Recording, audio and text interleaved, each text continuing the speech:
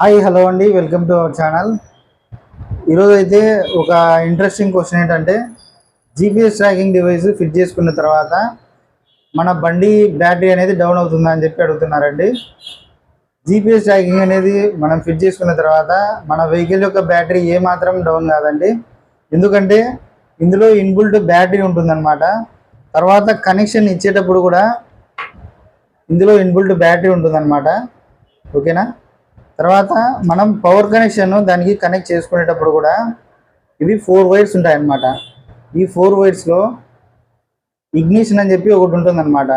Keys of అయిపోయినప్పుడు ఇందులోకి power రాదు, కీస్ ఆన్లో ఉన్నప్పుడు మాత్రమే పవర్ తీసుకుంటుందన్నమాట.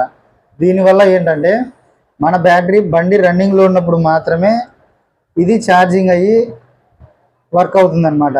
వెహికల్ ఆఫ్ చేసినప్పుడు ఓన్లీ ఇందులో ఇన్బుల్ట్ బ్యాటరీ ఉంది కదా, ఈ బ్యాటరీతో మాత్రమే వర్క్ అవుతుంది. ఓకేనా.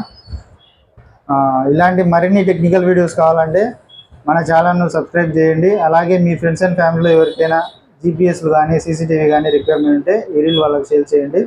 థ్యాంక్ యూ అండి. భారతీయ సెక్యూరిటీ సిస్టమ్స్.